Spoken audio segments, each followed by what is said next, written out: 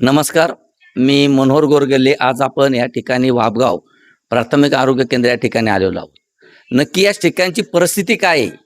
कारण काही लोकांचे आपल्याला फोन आले, की या ठिकाणी डॉक्टर, नर्स कोणी उपस्थित राहत नाही. हे पाहण्यासाठी आपण या ठिकाणी आलेलो आहोत.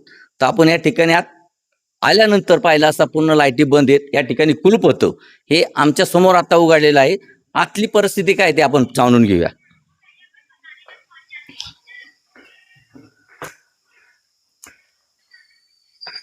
नमस्कार मॅडम. आपला परिचय सांगा. मी इथे वाबगावच्या इथे स्टाफ नर्स म्हणून आहे. हां. माझं नाव अर्चना पाळेकर सिस्टर म्हणून आहे. आता या ठिकाणी आम्ही आल्यानंतर पूर्ण लाईटी बंद आहे.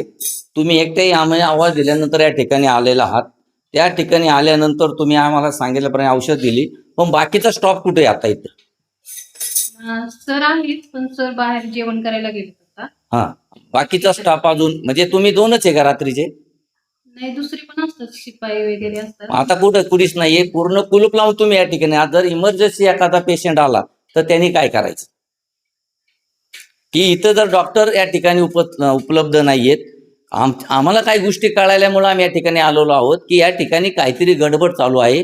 या ठिकाणी डॉक्टर उपस्थित राहत नाही देत. कुणीतरी बाहेर जातं. कुलूप आहे, नियमानुसार हे कुलूप उघडच पाहिजे. 24 तास हे कुलूप उघडं पाहिजे, परंतु या ठिकाणी कुलूप बंद असतं आणि लाईटी बंद आहेत. कॅमेरामन आपण आतमध्ये या. हे पहा, आपण या ठिकाणी वार पहा, पूर्ण बंद आहे. इथं आतमध्ये पूर्ण बंद आहे. या ठिकाणी कुणी नाहीये, सगळं बंद आहे. याचा अर्थ या ठिकाणी कुणी नसते. आम्ही आल्यानंतर या ठिकाणी कुलूप उघडून आम्हाला आतमध्ये औषधं दिलेली आहेत.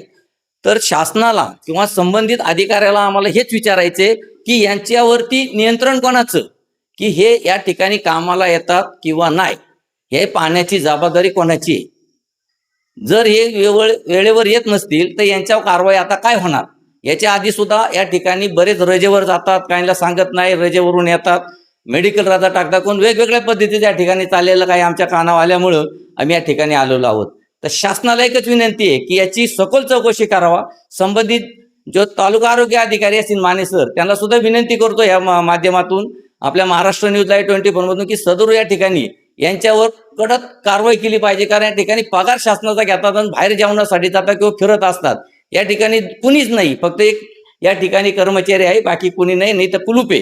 जर इमर्जन्सी जर एखादा ऍक्सिडेंट झाला, काही साप चालला किंवा एक बाळंतीण लेडी झाली तर त्याला कुठं घेऊन जायचं, हा खूप मोठा या ठिकाणी प्रश्न उपस्थित आहे.